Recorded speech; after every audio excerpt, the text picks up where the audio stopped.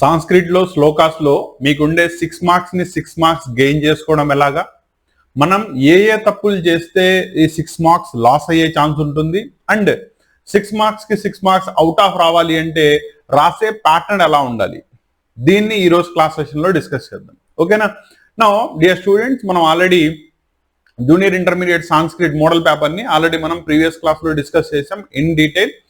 ఏ part లో ఏ section లో ఏ questions ఏ chapter నుంచి చదువుకోవాలి, దీని గురించి కనుక స్టిల్ మీకు ఏమైనా డౌట్ ఉన్నట్టయితే కనుక మీకు లింక్ అనేది పైన పింక్ చేస్తాను. ఒకసారి పేపర్ని మోడల్ పేపర్ని చూసుకోండి. సో దట్ మీకు ఈ సంవత్సరం మోడల్ పేపర్లో అయితే పెద్దగా వేరియేషన్ లేదు, కానీ మీకు సిలబస్ లో వేరియేషన్ వచ్చింది. ఓకేనా. ఇంతకు ముందు మీకు 16 రోమన్స్ ఎలా అయితే ఉండేయో ఈ సంవత్సరం కూడా అలాగే ఉంది. రాసే పద్ధతిలో కూడా మీరు రాసేటప్పుడు ఇంగ్లీష్ లేదా తెలుగులో రాయొచ్చు, ఆ ఆప్షన్ కూడా ఈ సంవత్సరం అలాగే ఉంది. వెయిటేజ్ లో కూడా వేరియేషన్ రాలేదు. ఓకేనా. 100 మార్క్స్ కి ఇంత ముందు పేపర్ ఉండేది, 100 మార్క్స్ కి ఈ సంవత్సరం కూడా పేపర్ ఉంటుంది. దీంట్లో 35 will be the pass mark ఉంటుంది. ఇక్కడ దాకా ఎటువంటి చేంజెస్ లేవు. సిలబస్ వచ్చేటప్పటికల్లా పద్య భాగం గద్య భాగం నాన్ డీటెయిల్ దగ్గర నుంచి మొత్తం మారిపోయింది.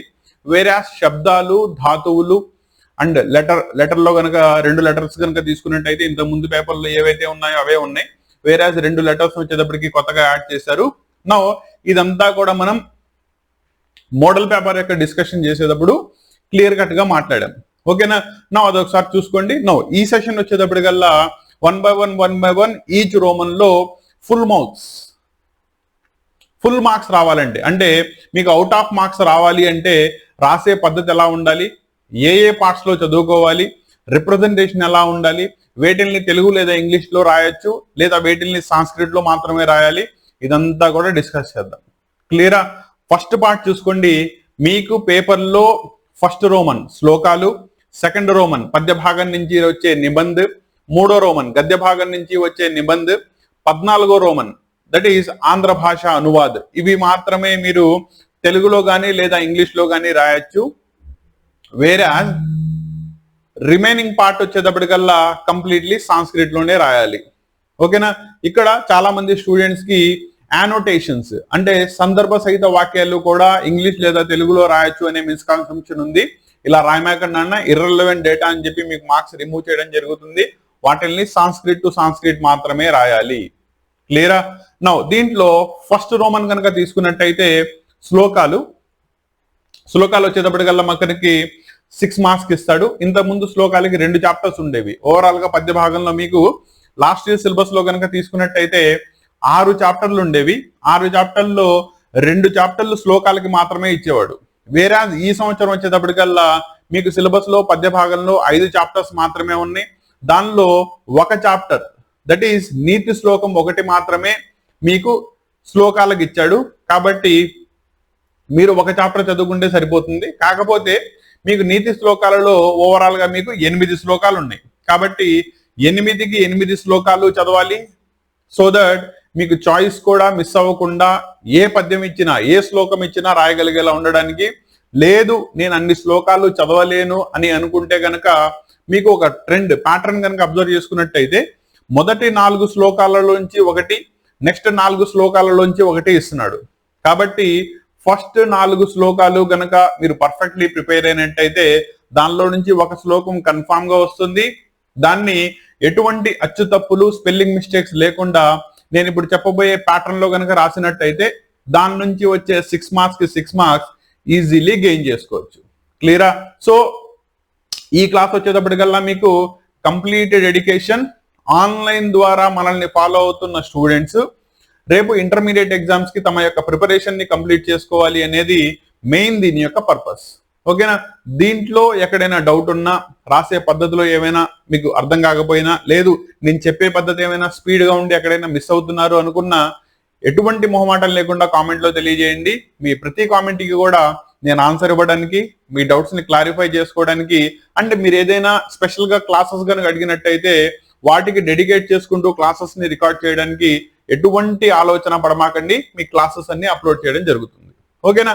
నా ఈ రోజు మోడల్ పేపర్ లో కనుక వెళ్ళినట్టయితే మీకు ఫస్ట్ రోమన్ వచ్చేటప్పటికల్లా ఫస్ట్ రోమన్ ఇట్ సెల్ఫ్ మీకు ఏమొస్తుంది, ఏక శ్లోకాన్ని ఏం చేయాలి, పురయిత అంటే పురయిత్వా భావం అంటే మీరేం చెప్తున్నారంటే శ్లోకం నేను స్టార్టింగ్ మాత్రమే ఇచ్చాను, దాన్ని పురయిత్వ అంటే ఫిల్ చేయండి, దాంతో పాటు దాని యొక్క భావం లిఖిత అంటే దాని యొక్క భావాన్ని కూడా రాయండి అని చెప్పి చెప్తున్నాడు. సో ఇక్కడ స్టూడెంట్ కి నార్మల్లీ క్వశ్చన్ నుంచి అర్థమయ్యేది ఏంటంటే శ్లోకము భావము రాసేస్తే నాకు 6 మార్కులకి 6 మార్కులు పడిపోతాయి అని. ఇక్కడ ఈ ఇల్యూజన్ నుంచి బయటికి రండి. ఈ శ్లోకం ఏ చాప్టర్ నుంచి వచ్చింది, దీని గురించి స్టూడెంట్ కి ఐడియా ఉందా లేదా, ఐడియా ఉంటే కవి పరిచయం రాశాడా లేదా ఇది చూస్తారు. కాబట్టి మిమ్మల్ని అడిగినా అడగకపోయినా దీని యొక్క కవి పరిచయాన్ని కంపల్సరీ రాయాలి. ఓకేనా. రెండోది శ్లోకాన్ని పూరించడం, నెక్స్ట్ దాని యొక్క భావాన్ని రాయడం. ఇక్కడ దాకా రాస్తే మాక్సిమం 6 మార్క్స్ కి 6 మార్క్స్ పడిపోతాయి. ఓకేనా. దీంట్లో కవి పరిచయం వచ్చేటప్పటికల్లా మీరు సాంస్క్రిట్ లో రాయొచ్చు, తెలుగులో రాయొచ్చు, ఇంగ్లీష్ లో రాయొచ్చు. నెక్స్ట్ శ్లోకం అయితే కనుక సాంస్క్రిట్ లోనే రాయాలి. మూడోది భావం కనుక తీసుకున్నట్టయితే మళ్ళీ ఇంగ్లీష్ లో రాయొచ్చు లేదా తెలుగులో రాయొచ్చు. నెక్స్ట్ ఇక్కడ దాకా మీకు ప్యాటర్న్ అర్థమైనట్టయితే ఇక్కడ ఒక చిన్న పాయింట్ గుర్తుపెట్టుకోండి. ఈ మూడింటితో పాటు వ్యాకరణాంశాలు అని చెప్పి ఈ శ్లోకంలో ఉన్న ఏవైనా 2 పదాలని సెలెక్ట్ చేసుకుని వాటి యొక్క సంధి రాయడం కానీ సమాసం రాయడం కానీ చేస్తే మీకు 6 out of 6 మార్క్స్ కళ్ళు మూసుకుని వేసేస్తారు. అంటే స్టూడెంట్ కి సాంస్క్రిట్ గురించి కంప్లీట్లీ ప్యాటర్న్ ఐడియా ఉంది అనేది అది రిఫ్లెక్ట్ చేస్తుంది. కాబట్టి రేపు పేపర్ ని దిద్దే ఫ్యాకల్టీకి కూడా లెక్చరర్స్ కి కూడా ఆ మంచి ఇంప్రెషన్ పడుతుంది. వన్స్ మీకు శ్లోకం దగ్గర నుంచి మంచి ఇంప్రెషన్ పడింది అంటే పేపర్ మొత్తం అదే స్పీడ్ లో దిద్దుకుంటూ వెళ్ళిపోతారు. సో దట్ రేపు మీకు 100 out of 100 రావడం కానీ లేదా గ్రామర్ మిస్టేక్ వల్ల దేని వల్ల 1 మార్క్ తీసేసిన అట్లీస్ట్ 99 మార్క్స్ ని గెయిన్ చేసుకునే ఛాన్సెస్ పుష్కలంగా ఉంటాయి. ఓకేనా. సో ప్యాటర్న్ మళ్ళీ చెప్తున్నాను చూసుకోండి. శ్లోకం రాసేటప్పుడు మొదటిగా కవి పరిచయం రాయాలి, శ్లోకాన్ని పూరించాలి, భావాన్ని రాయాలి, కుదిరితే దాని యొక్క వ్యాకరణాంశాలు 1-2 నేర్చుకోండి. ఓకేనా. మీకు టెక్స్ట్ బుక్ లో లాస్ట్ లో ఉండే వ్యాకరణాంశాలు చాలా ఉన్నాయి, దానిలో ఈజీగా అర్థం అవ్వాలంటే సంధి విడదీసి రాయడం ఇది నేర్చుకోండి సరిపోతుంది. ఓకేనా. నా దీంట్లో నీతి శ్లోకాల్లో టోటల్లీ మీకు చెప్పాను కదా, ఓవరాల్ గా మీకు ఈ చాప్టర్ లో వచ్చేటప్పటికల్లా 8 శ్లోకాలు ఉన్నాయి. 8 శ్లోకాల్లో ఫస్ట్ 4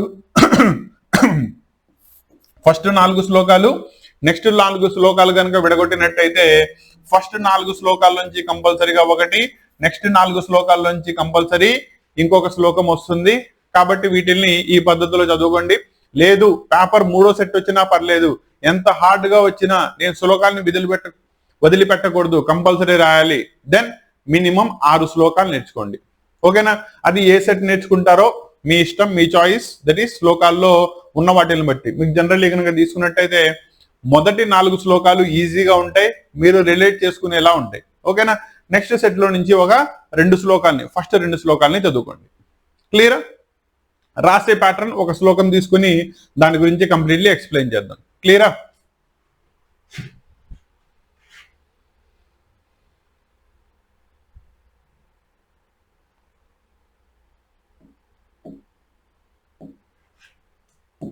సో మీకు ఆల్రెడీ చెప్పాను కదా కవి పరిచయాన్ని కంపల్సరీ రాయాలి అని చెప్పి. నా నీతి శ్లోకాల్లోకి వచ్చేటప్పటికల్లా వేరే వేరే గ్రంథాల నుంచి తీసుకోబడినవి కాబట్టి వీటికి కవులు కూడా విడివిడిగా ఉంటారు. కాబట్టి మీరు రాసేటప్పుడు వివిధ కవి లిఖిత కాబట్టి వివిధ కవిభాః విరచిత అంటే వేరే వేరే కవులు రాశారు అని చెప్పి. ఓకేనా. ఇదే ప్రతిదానికి రిపీటెడ్లీ 8 శ్లోకాలకు కూడా ఇదే రాస్తారు. ఓకేనా. తర్వాత ఎక్కడి నుంచి తీసుకోబడింది, నెక్స్ట్ వివిధ గ్రంథేభ్యః సంగ్రహిత అంటే వేరే వేరే గ్రంథాల నుంచి తీసుకోబడిన. వీటన్నిటిని తీసుకొచ్చి ఏ చాప్టర్ లో పెట్టారు, నీతి శ్లోకానాం ఇతి పాఠతః స్వీకృతం. కాబట్టి వీటి నుంచి తీసుకోబడిన నీతి శ్లోకాలు అనే చాప్టర్ నుంచి తీసుకోబడింది. ఇది రాస్తే కవి పరిచయం సరిపోతుంది. ఓకేనా. దీన్ని మీరు తెలుగు ఇంగ్లీష్ లో కూడా రాయొచ్చు, కాకపోతే సాంస్క్రిట్ లో రాస్తే ఇంప్రెసివ్ గా ఉంటుంది, full out of full marks పడే ఛాన్స్ ఉంది. ఓకేనా. మీకు కన్ఫ్యూజన్ లేకుండా అందుకే దాన్ని ఇచ్చేటప్పుడు కవి పరిచయాన్ని తెలుగులో ఎలా రాయాలి అండ్ ఇంగ్లీష్ లో ఎలా రాయాలి కూడా ఇచ్చాను. తెలుగు కనుక తీసుకున్నట్టయితే ఈ శ్లోకము అనేక మంది కవులచే రచింపబడిన వివిధ గ్రంథాల నుంచి సంకలనము చేయబడిన అంటే తీసుకోబడిన నీతి శ్లోక అనే ప్రస్తుత పాఠ్యభాగం నుంచి స్వీకరింపబడింది. ఓకేనా? కాబట్టి ఇంగ్లీష్ లో కనుక తీసుకున్నట్టయితే this shloka is taken from this lesson Niti shloka and it is a collection of stanzas extracted from different books written by different poets. Clarity వచ్చిందా? కాబట్టి దీంట్లో మీరైతే దేనికి మార్క్ ఇస్తారు? సాంస్క్రిట్ టు సాంస్క్రిట్ రాయడం. ఎందుకంటే ఒకసారి దీని నుంచి చదివేసుకుంటే కనుక మీకు యానోటేషన్స్ లో ఇది ప్లస్ పాయింట్ అవుతుంది. అర్థమైందా? కాబట్టి కవి పరిచయం రాసేటప్పుడు సాంస్క్రిట్, తెలుగు, ఇంగ్లీష్ మూడిట్లో దేనిలో అయినా రాయొచ్చు. కానీ Sanskrit will be the highest weightage ని తీసుకొస్తుంది. కవి పరిచయం అర్థమైందా? మూడు రామాకండి, ఏదో ఒక సాంస్క్రిట్ లో కానీ, తెలుగులో కానీ, ఇంగ్లీష్ లో కానీ ఏదైనా ఒక లాంగ్వేజ్ లో రాయండి, సరిపోతుంది. కాబట్టి దీనిలో రాసేటప్పుడు ఫస్ట్ ఏం రాయాలి? దాని యొక్క కవి పరిచయ. క్లారిటీ వచ్చిందా? నెక్స్ట్ శ్లోకాన్ని ఫుల్ చేయాలి. సో ఏం చేస్తారు? శ్లోకాన్ని పూరిస్తారు.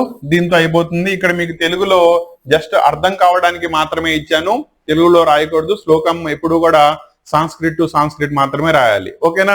ఇక్కడ శ్లోకాన్ని రాసేదానికి మీకు ఇంపార్టెంట్ పద్ధతిని చెప్తాను చూడండి. ఓకేనా? మీకు ఈ చాప్టర్ లో శ్లోకాలన్నీ కనుక తీసుకున్నట్టయితే అన్నీ కూడా 2 లైన్స్ లోనే ఉంటాయి. ఓకేనా? కానీ మీరు రాసేటప్పుడు ఒక సైడ్ ఆఫ్ పేపర్ మొత్తం కనుక శ్లోకంతో ఫిల్ అయినట్టయితే ఇంప్రెసివ్ గా ఉంటుంది. 6 మార్క్స్ కి 6 మార్క్స్ పడే ఛాన్స్ ఉంటుంది. మరి దీనికి పద్ధతి ఏంటి? దీన్ని ఏం చేస్తారంటే విడగొట్టి 4 లైన్స్ లో రాయండి శ్లోకాన్ని. ఓకేనా? ఎలా విడగొడతారు? ఇక్కడ కనుక చూసుకున్నట్టయితే యవ్వనం ధన సంపత్తి ఇక్కడ దాకా విడగొట్టండి, ఫస్ట్ లైన్. సెకండ్ లైన్ వచ్చేటప్పటికల్లా ప్రభుత్వ మమివేకిత ఇక్కడ దాకా వచ్చేటప్పటికల్లా సెకండ్ లైన్. ఓకేనా? 2 లైన్స్ అయిపోయినాయా? నెక్స్ట్ లైన్ రండి.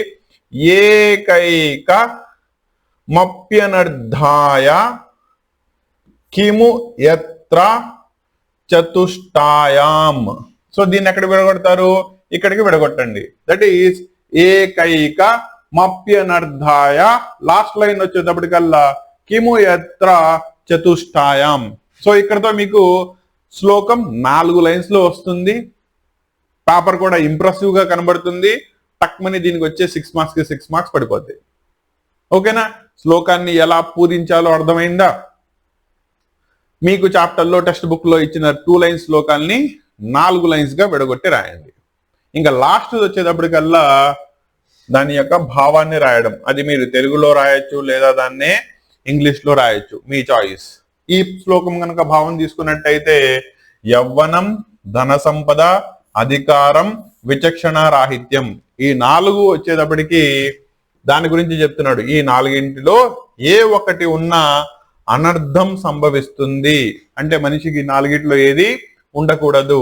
ఇక ఈ 4 ఒక చోట ఉన్నట్లయితే చెప్పవలసిన పనేముంది అనగా ఈ 4 గుణాలు ఒకే చోట ఉన్నతో అనర్థం తప్పకుండా కలుగుతుందని దాని యొక్క భావం. అలాగే ఇంగ్లీష్ లో కూడా రాయొచ్చు.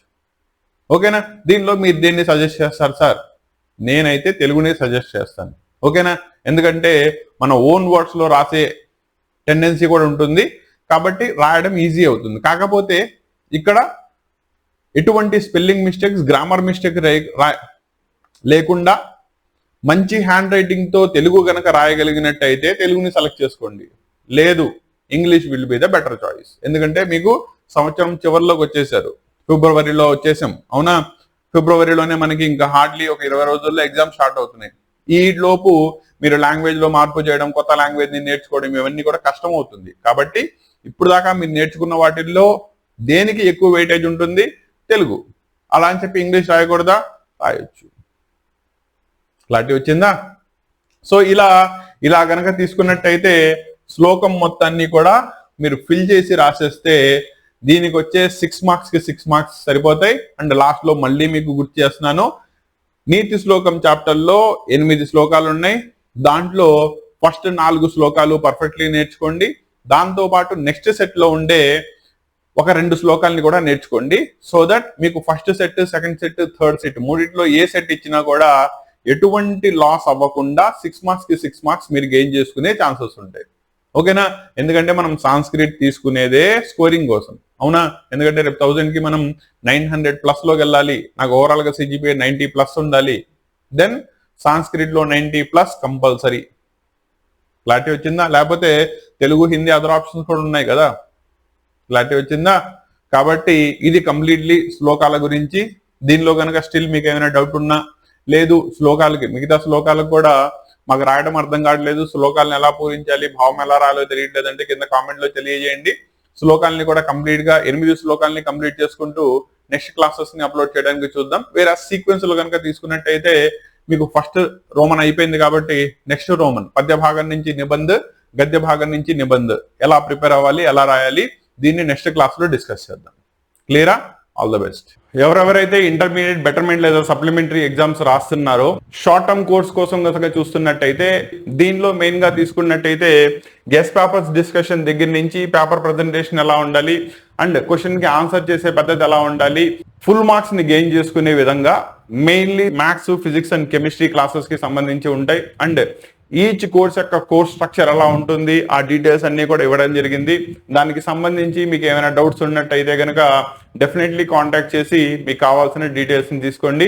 అండ్ ఈ కోర్స్ వచ్చేటప్పటికల్లా యాప్ ద్వారా ప్లే స్టోర్ లో అవైలబుల్ ఉంటుంది, కాసిం సార్ క్లాసెస్ పేరుతో. ఈ శబ్దాలు వచ్చేటప్పటికల్లా రాసే పద్ధతి ఎలా ఉండాలి, ఎలా రిప్రజెంట్ చేయాలి, ఎలా రిప్రజెంట్ చేస్తే రేపొద్దున మీ పేపర్ ని వాల్యుయేషన్ చేసే ఎగ్జామినర్ 12కు 12 మార్క్స్ మీకు అలాట్ చేస్తాడు, ఇవన్నీ కూడా చూద్దాం. ఓకేనా? సాంస్క్రిట్ పేపర్ లో one of the most important Roman and highest weightage ఉన్న రోమన్ కూడా. యాక్చువల్లీ మీకు through out the Sanskrit paper కనుక తీసుకున్నట్టయితే హైయెస్ట్ వెయిటేజ్ 12 మార్క్స్ ఉన్న రోమన్ ఇదే. అండ్ దీనిలో శబ్ద రూపాన్ని వచ్చేటప్పటికల్లా మీకు సిలబస్ లో ఓవరాల్ గా 16 శబ్దాలు ఉన్నాయి. ఎగ్జామ్ పేపర్ లో కనుక తీసుకున్నట్టయితే 4 శబ్దాలు ఇస్తాడు, దానిలో ఏవైనా 2 శబ్దాలని రాయాలి. ప్రథమ విభక్తి దగ్గర నుంచి సప్తమి విభక్తి దాకా. దానిలో మళ్ళీ మీకు 4 టైప్స్ ఉన్నాయి, పూలింగ్, స్త్రీలింగ్, నపుంసకలింగ్ అండ్ సర్వనామ శబ్దాలు.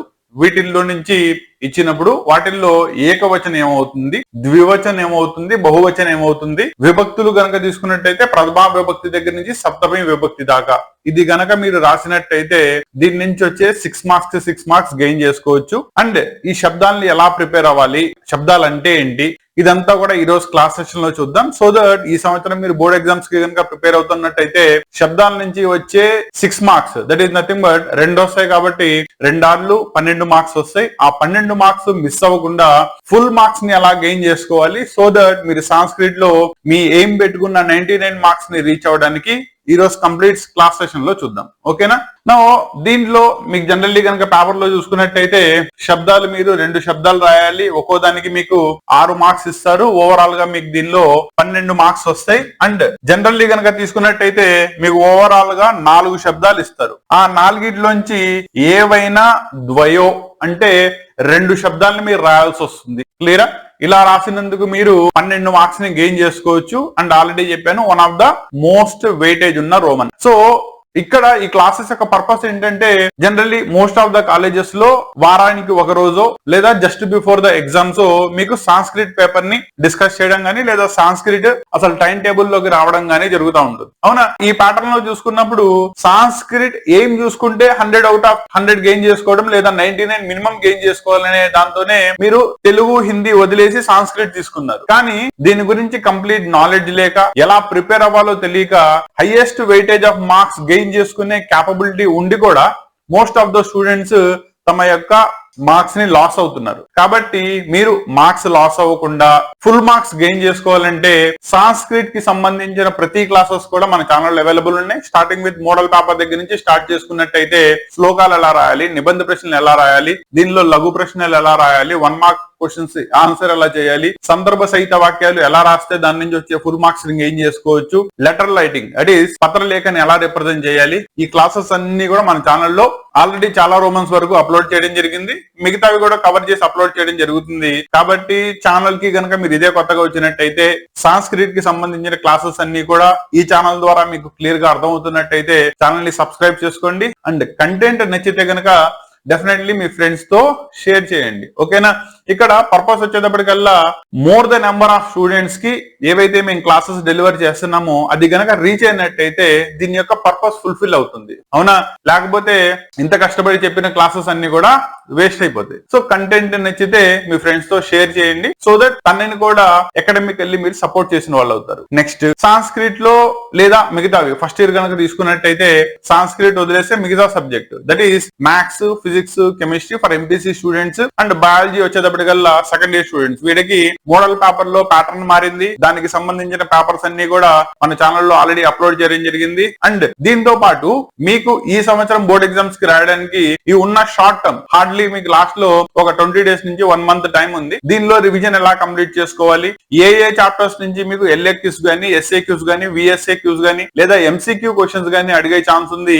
ఇవన్నీ కూడా ఛానల్లో క్లాసెస్ అప్లోడ్ చేయడం జరుగుతుంది. కాబట్టి ఛానల్ తో టచ్ లో ఉండండి, so that me academic performance ని బెటర్ చేసుకోవచ్చు అలాంగ్ విత్ దిస్ ఛానల్. ఓకేనా? కాబట్టి ఇక్కడ స్టూడెంట్ కి చదువుకునే తత్వం ఒకటి ఉండాలి, టార్గెట్ ఒకటి ఉండాలి. అల్టిమేట్లీ పుస్తకం ద్వారా చదివాడా, లేదా ఆన్లైన్ లో యూట్యూబ్ ఛానల్ ద్వారా చదివారా, లేదా వేరే అదర్ మీడియా ద్వారా చదివారా, దాంతో సంబంధం లేదు.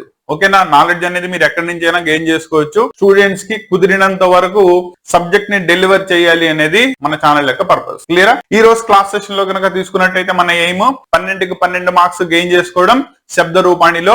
దీంట్లో మీరు 4 పూలింగ్, స్త్రీలింగ్, నపుంసకలింగ్, సర్వనామ శబ్దాలు టోటల్లీ ఇందులో సిలబస్ లో ఏమున్నాయి అవన్నీ కూడా క్లియర్ గా డిస్కస్ చేస్తాను. కాబట్టి ఎక్కడైనా డౌట్ వచ్చినట్టయితే మధ్యలో ఇమీడియట్లీ కామెంట్ లో తెలియజేయండి. ఓకేనా?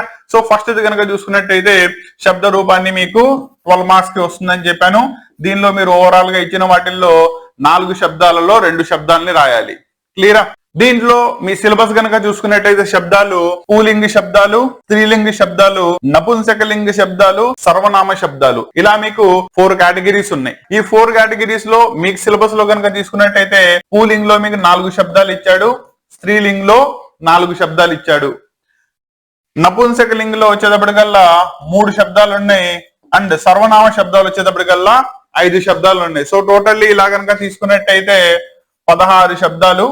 16కి 16 చదవాల్సిన అవసరం లేదు. ఓకేనా? శబ్దాలు నేర్చుకునే ఇంట్రెస్ట్ ఉంటే కనుక చదువుకోండి, ప్రాబ్లం ఏం లేదు. వేరాస్ రేపు బోర్డ్ ఎగ్జామ్స్ దానికైతే మాత్రం మీరు పూలింగి శబ్దాలు, స్త్రీలింగి శబ్దాలు కంపల్సరీగా చదువుకోండి. దీనిలో ఒక 4 ఉన్నాయి, దీనిలో 4 ఉన్నాయి. దానిలో నుంచి కంపల్సరీగా అయితే మాత్రం 2 వస్తాయి. ఆ రెండింటిని మీరు ప్రాపర్లీ ఎలా రిప్రజెంట్ చేయాలో నేను చెప్తాను. అదే పద్ధతిలో రేపు ఎగ్జామ్ లో రిప్రజెంట్ చేసినట్టయితే దీని నుంచి వచ్చే ఫుల్ మార్క్స్ ని గెయిన్ చేసుకోవచ్చు. దానిలో ఈ రోజు పూలింగ్ శబ్దాలని డిస్కస్ చేద్దాం. పూలింగ్ శబ్దాలు కనుక అర్థమైనట్టయితే మిగతా 12 శబ్దాలు కూడా ఇదే సీక్వెన్స్ లో మీరు ప్రశాంతంగా రాసేయవచ్చు. ఓకేనా? ముందు చదివే పద్ధతి ఎలా అర్థం చేసుకోండి. ఓకేనా? అంతే తప్ప బట్టి పట్టారు అంటే మీరు రాసే దాంట్లో ఎక్కడో చోట పోయే ఛాన్స్ ఉంది. బికాస్ మీరు ప్రథమ విభక్తి నుంచి సప్తమి విభక్తి దాకా టోటల్లీ 8 × 3 24 శబ్దాలని, దట్ ఈస్ ఒక శబ్దం 24 పద్ధతుల్లో ఎలా మారుతుందో రాయాలి.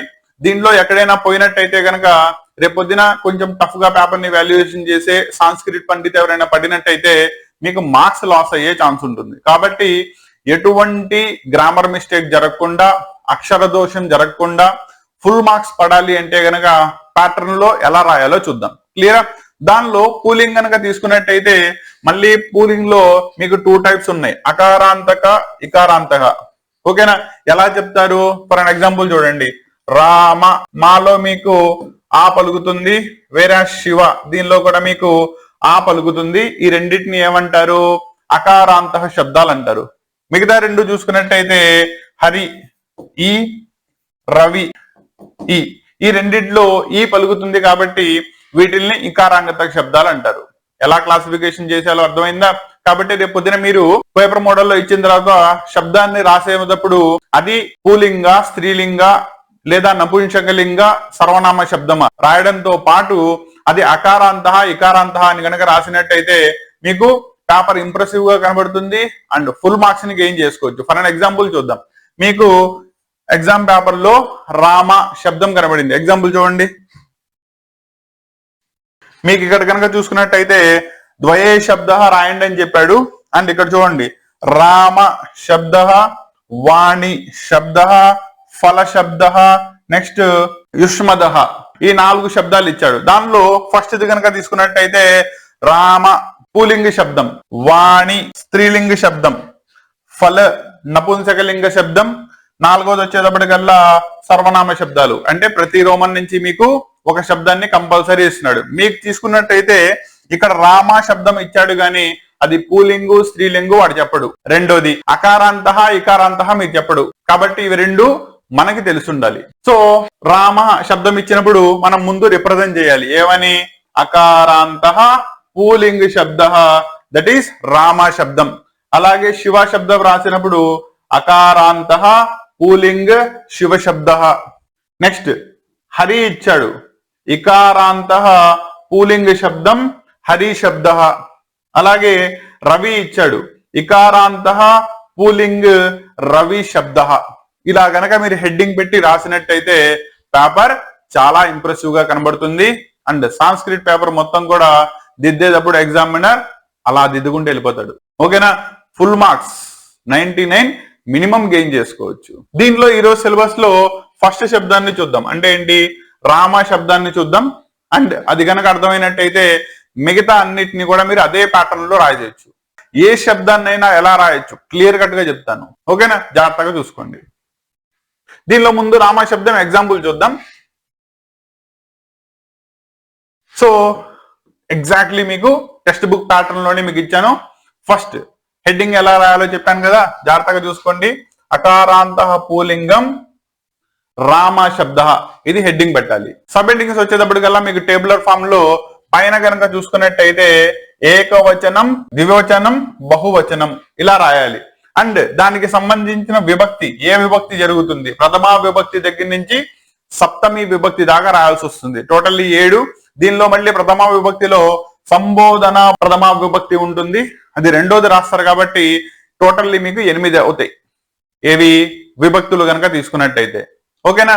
అండ్ రాసేటప్పుడు సింగులర్ లో రాస్తున్నారా లేదా ప్లూరల్ లో రాసుకున్నారా చూసుకున్నట్టయితే సింగులర్ అయితే కనుక ఏకవచన్, ద్వివచన్, బహువచన్ ఆ పదం ఎలా మారుతుందో చూడాలి.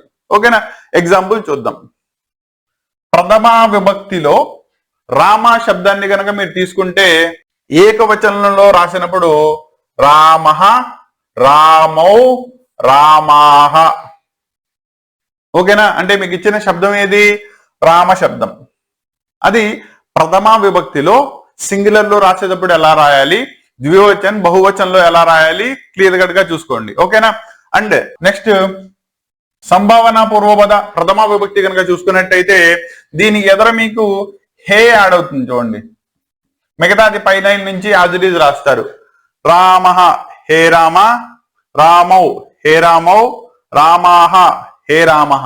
అర్థమైందా? అలాగే ద్వితీయ విభక్తిలో కనుక తీసుకున్నట్టయితే రామం, రామౌ, రామన్. సరిపోయిందా? అలాగే తృతీయ విభక్తి రామేణ, రామాభ్యహం, రామౌహు. తృతీయ విభక్తి. అలా మీరు ఎక్కడ దాకా రాయాల్సి వస్తుంది? సప్తమి విభక్తి దాకా రాయాల్సి వస్తుంది. ఓకేనా? అంటే మీకు ప్రథమా విభక్తి దగ్గర నుంచి సప్తమి విభక్తి వేరాది ఇది వచ్చేటప్పటికల్లా 1 లో సబ్ పార్ట్, దట్ ఈస్ సంభావన పూర్వపద ప్రథమా విభక్తి. ఇలా మీకు టోటల్లీ వచ్చేటప్పటికల్లా 8 లైన్స్ రాయాలి.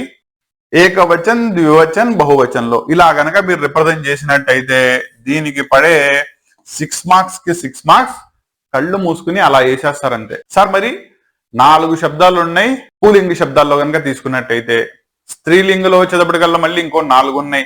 ఇలా టోటల్లీ 16 చదవాలి. ఈ 16 చదవడం 16ని గుర్తు పెట్టుకోవడం కష్టం అవుతుంది కదా. దీనికి కూడా మీకు రాసేదానికి ప్యాటర్న్ చెప్తాను, చూసుకోండి. ఆ ప్యాటర్న్ చూసుకోండి. టోటల్లీ ఈ 16 శబ్దాల్లో దేన్నైనా రాసేయచ్చు. ప్రజెంట్ మనం పూలింగ శబ్దంలో రామ శబ్దాన్ని చెప్తున్నాం, దానికి ఎలా ఎక్స్ప్లెయిన్ చేయాలో కూడా చూద్దాం. చూడండి. ఓకేనా? దీన్ని రాసే పద్ధతి చూడండి. దీన్ని గుర్తుపెట్టుకోండి, ఏ శబ్దాన్నైనా ఈజీగా రాసేయచ్చు. ఓకేనా? సో దీనిలో మీకు అర్థమయ్యేలానే ఏకవచన్ విభక్తి, ఏకవచనంలో ఏమవుతుంది, ద్వివచనంలో ఏమవుతుంది, అలాగే బహువచనంలో ఏమవుతుందో ఇచ్చాను. దీనిలో ఫస్ట్ది ప్రథమా విభక్తి కనుక తీసుకున్నట్టయితే సేమ్ మీకు ఏదైతే శబ్దం ఇచ్చాడో దాన్నే అదే రాసేయాలి ఇక్కడ. కాబట్టి రామ అయిపోయిందా? ద్వివచనంలో వచ్చేటప్పుడు దాని చివర ఔత్వాన్ని యాడ్ చేయాలి. లాస్ట్ దానికి వచ్చేటట్టయితే కనుక అహాని యాడ్ చేయాలి. అంటే మీకు ఏమైంది? రామౌ రామః. సరిపోయిన లేదో జాగ్రత్తగా చూసుకోండి. ఇదిగోండి రామ రామౌ రామః. సరిపోయిందా? క్లారిటీ వచ్చిందా? నెక్స్ట్ అలా సంబోధన ప్రథమ విభక్తిలో కనుక తీసుకున్నట్టయితే ఎదర ఏమి యాడ్ చేయాలని చెప్పాను?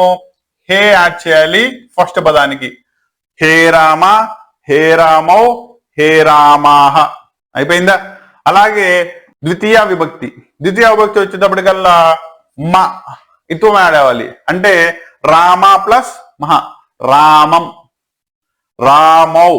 దీర్ఘం యాడ్ చేసి తర్వాత నా రావాలి. అంటే రామాన్. సరిపోయిందా? అలాగే తృతీయ విభక్తి కనుక చూసుకున్నట్టయితే ఇన్ చివరిలో యాడ్ అవ్వాలి. రామ ప్లస్ ఇన్ రామేణ్. ఆభ్యం రామ ప్లస్ ఆభ్యం రామాభ్యం. అలాగే లాస్ట్ లో చూసుకుంటే ఏత్వం విసర్గతో కలిసి రావాలి. రామేయః. క్లారిటీ వస్తుందా? ఎలా చదువుతారు? మీ టెక్స్ట్ బుక్ లో రామ శబ్దాన్ని పక్కన పెట్టుకుని నేను చెప్పేది సరిపోతుందో లేదో చెక్ చేసుకోండి. సో దట్ మీకు ప్యాటర్న్ కుదిరింది అనుకోండి, మిగతా శబ్దాలన్నీ ఈజీగా రాసేయచ్చు. క్లారిటీ వచ్చిందా? నెక్స్ట్ చతుర్థి ఆయః రామాయః, ఆభ్యాం రామాభ్యాం, భ్యః రామాభ్యః. అయిపోయింది. అలాగే ఆత్ రామాత్, రామాభ్యం రామాభ్యః. అయిపోయింది. అలాగే స్య రామాస్య, రామయో ఆణం రామాణం. అలాగే సప్తమి కనుక తీసుకున్నట్టయితే ఇత్వం రామే యో రామేయో, ఇషు రామేషు. ఓకేనా? సరిపోయిందో లేదో మళ్ళీ ఒకసారి జాగ్రత్తగా చెక్ చేసుకోండి, చూసుకోండి క్లియర్ గా. దానికి సంబంధించినవన్నీ కూడా కరెక్ట్గా సరిపోయినాయా? ఇలా మీరు గనక శబ్దాన్ని నేర్చుకుని ఒక శబ్దం రాయడం గనక ఒకసారి ప్రాపర్లీ ప్రాక్టీస్ చేసినట్టయితే సింపుల్ లాజిక్. దీన్ని 1కి 4 సార్లు ప్రతి విభక్తిలోనూ సింగులర్ ఎంత అవుతుంది, బహువచనం ఎంత అవుతుంది జాగ్రత్తగా చూసుకోండి. ఇది కనుక అర్థమైంది అనుకోండి రాసేయచ్చు. సో ఇదే పద్ధతిలో దీనిలో అకారాంతాలు 2 ఉన్నాయి, ఇకారాంతాలు 2 ఉన్నాయి. ప్రాక్టీస్ చేసుకోండి. అలాగే స్త్రీలింగ్, అలాగే నపుంసకలింగ్. మీకు ఆల్రెడీ చెప్పాను కదా, పూలింగ్ స్త్రీలింగ్, దానిలో 4 దీనిలో 4, టోటల్లీ 8 శబ్దాలు ఇదే ప్యాటర్న్ లో ప్రాక్టీస్ చేసుకోండి. దీనిలో వచ్చిన 4 నుంచి 2 చాలా ఈజీగా రాసేస్తారు. అర్థమైందా? సో స్టిల్ దీంట్లో కనుక ఏమైనా డౌట్ ఉన్నట్టయితే ఇమీడియట్లీ తెలియజేయండి. సో దట్ మీ డౌట్స్ అన్నిటికీ కూడా నేను క్లారిటీ ఇస్తాను. నెక్స్ట్ క్లాస్ సెషన్ లో సంధి విడదీసి రాయడం, కలిసి రాయడం, అలాగే సంధి సూత్రాన్ని బట్టి సంధిని ఎలా ఐడెంటిఫై చేస్తారు, ఇది నెక్స్ట్ క్లాస్ సెషన్ లో చూద్దాం. ఓకేనా? నా ఇవి కాకుండా మీకు సాంస్క్రిట్ లో ఏవైనా డౌట్స్ ఉన్నాయి, వాటికి క్లారిటీ కావాలి, క్లాసెస్ కావాలి, కామెంట్ లో తెలియజేయండి. దానికి సంబంధించిన విడిగా క్లాసెస్ అన్ని కూడా ముందే రికార్డ్ చేసి మళ్ళీ మీ ఎగ్జామ్స్ లోపు అప్లోడ్ చేయడానికి ట్రై చేస్తాను. ఓకేనా?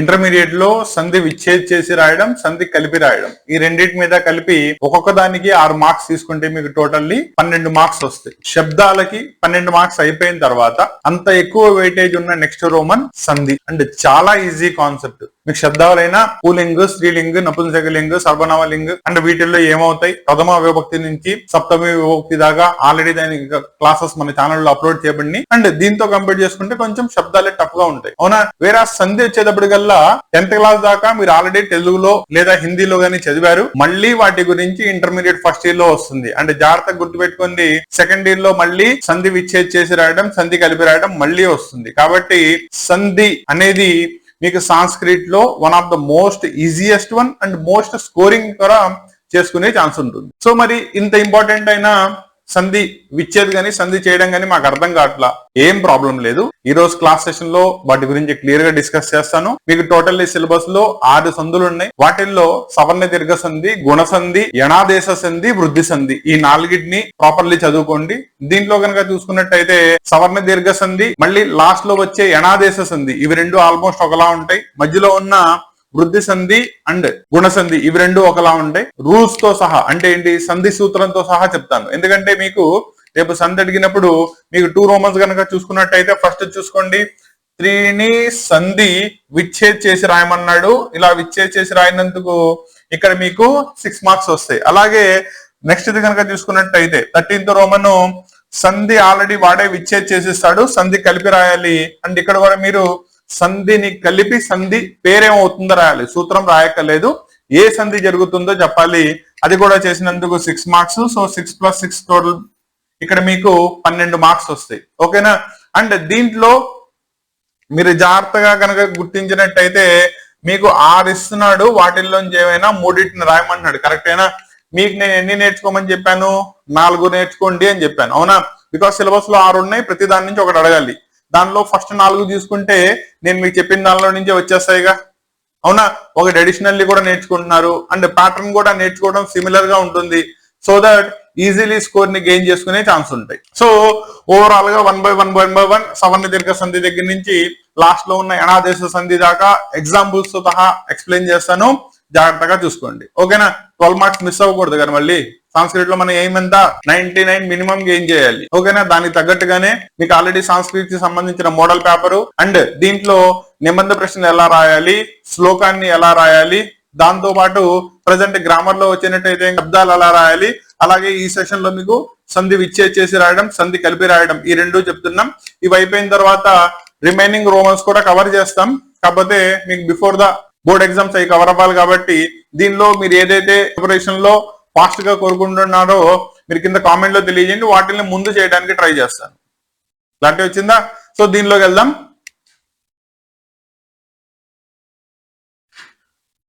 సో జాగ్రత్తగా చూసుకోండి, మీకు ఆల్రెడీ సిలబస్ ముందే చెప్పాను.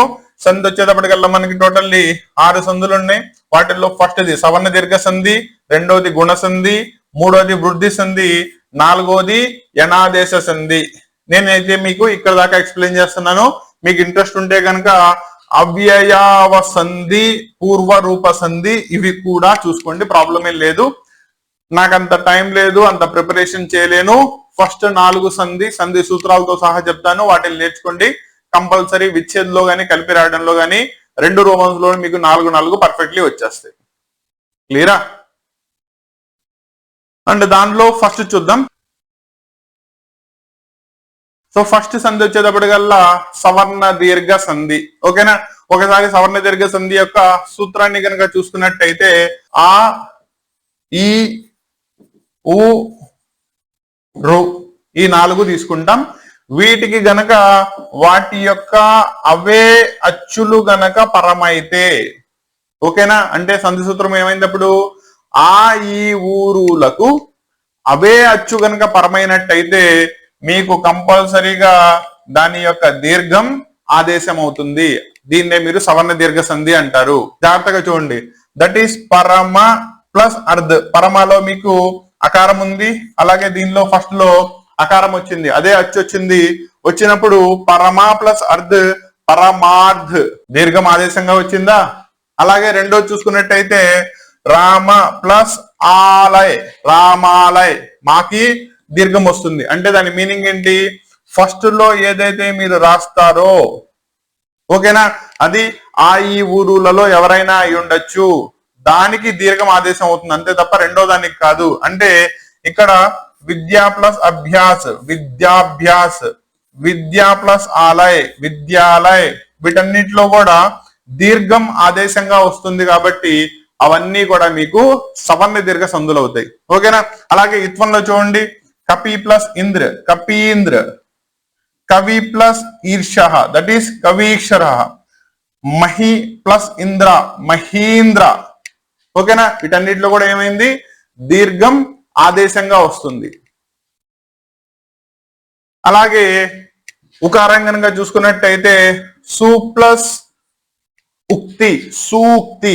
జాగ్రత్తగా అబ్జర్వ్ చేయండి, ఇక్కడ సూక్తి కాస్త ఏమైంది, సూక్తి, దీర్ఘం ఆదేశంగా వచ్చింది. అలాగే గురు ప్లస్ ఊహ, గురూహ. నెక్స్ట్ వధు ప్లస్ ఉక్తి, వధూక్తి, వధు ప్లస్ ఊహ, వధూహ. అలాగే పితృ ప్లస్ రుణం, పితృణం. వీటన్నిటిలో కూడా మీరు జాగ్రత్తగా అబ్జర్వ్ చేసుకున్నట్టయితే ఆ, ఈ, ఊ, రూలు వచ్చినాయి. వీటన్నిటికీ కూడా మళ్ళీ అవే అచ్చులు పరమైనవి. ఓకేనా. అప్పుడు సంధి జరిగినప్పుడు మీకు ఏమవుతుంది, మొదటి దాని యొక్క అచ్చు ఏదైతే మీరు తీసుకుంటారో దానికి దీర్ఘం ఆదేశంగా వస్తుంది, అంటే దీర్ఘం పలుకుతుంది. అలా పలికినప్పుడు వాటన్నిటిని ఏమంటారు? సవర్ణ దీర్ఘ సంధులు అంటారు. రెండోది, దీనిలో క్వశ్చన్లు ఎలా అడుగుతారు? మీకు రెండు ఉన్నాయి కదా, సంధి విచ్ఛేద్ చేసి రాయడం, అలాగే సంధి కలిపి రాయడం. ఫర్ అన్ ఎగ్జాంపుల్ తీసుకున్నట్టే ఇక్కడ వచ్చేటప్పటికల్లా వాణీష అనే పదం మీకు ఇచ్చారు. ఎలా రాయాలి విడగొడితే? వాణి ప్లస్ ఈషా, వాణీష సవర్ణ దీర్ఘ సంధి. లేదు రివర్స్ లో ఇచ్చాడు. ఎలా ఇచ్చారు? వాణి ప్లస్ ఈషా వాడే ఇచ్చేశాడు, కలిపితే ఏమైందని అడిగాడు. వాణి ప్లస్ ఈషా, వాణీష. ఈ రెండింటికి కూడా మనం పక్కన హైఫన్ ఇచ్చి ఇది సవర్ణ దీర్ఘ సంధి అని మెన్షన్ చేయాలి. ఓకేనా? సంధి సూత్రం రాయాల్సిన అవసరం లేదు. మళ్ళీ చెప్తున్నాను, సంధి కలిపి రాయమన్నా సంధి విడదీసి రాయమన్నా అది చేసి దాన్ని పక్కనే దాని యొక్క ఏ సంధి జరుగుతుందో చెప్పాలి. క్లారిటీ వచ్చిందా?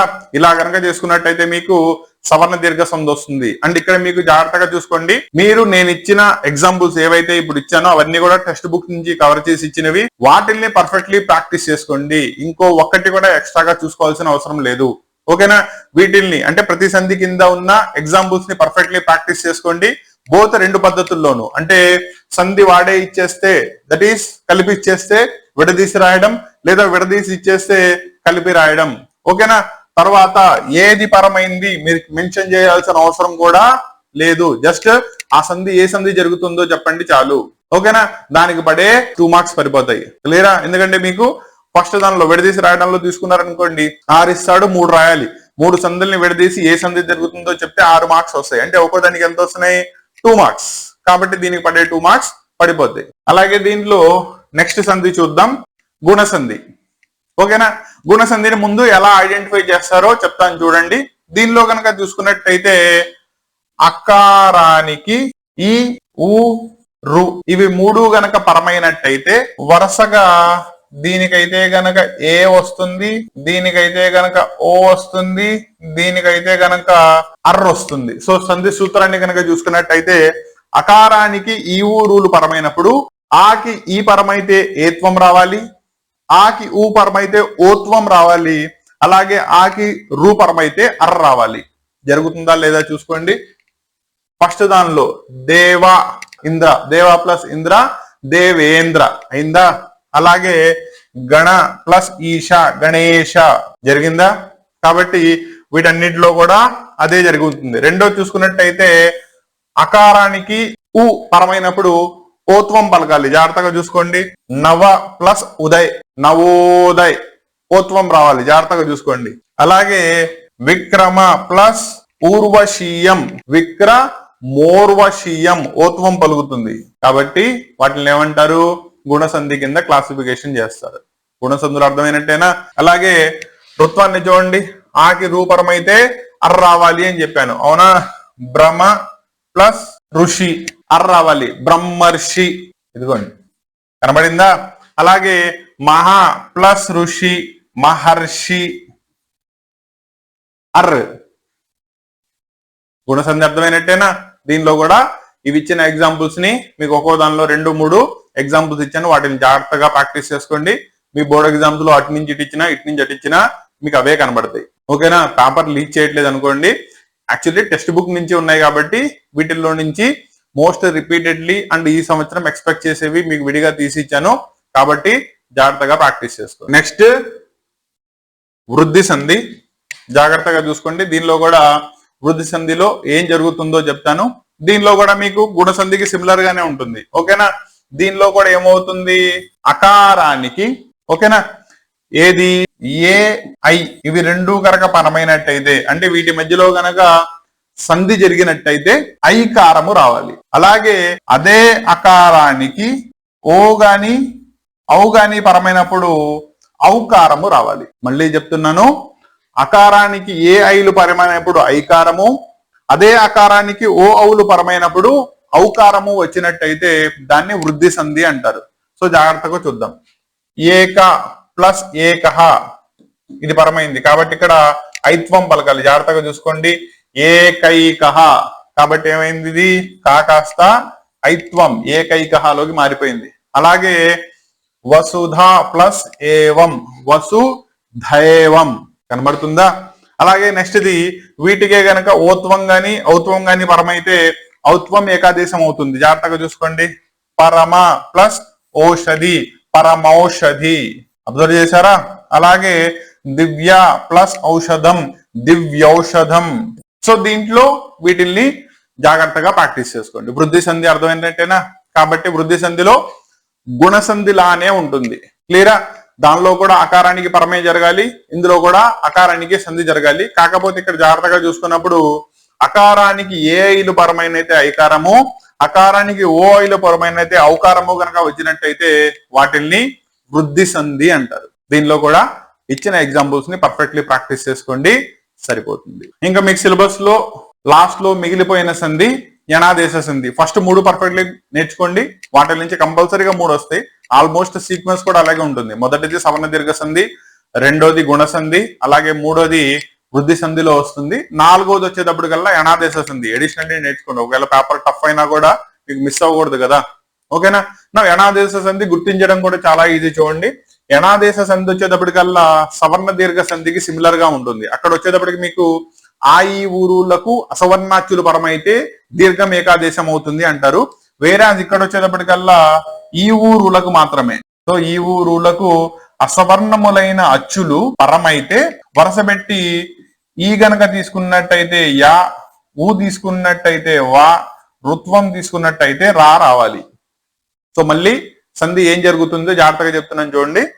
ఈ ఊరులకు అసవర్ణములైన అచ్చులు పరమైనప్పుడు, అంటే సింపుల్ గా అచ్చులు పరమైతే గనక ఈకి యా, ఊకి వా, రుత్వానికి గనక రా వచ్చినట్టయితే దాన్ని యనాదేశ సంధి అంటారు.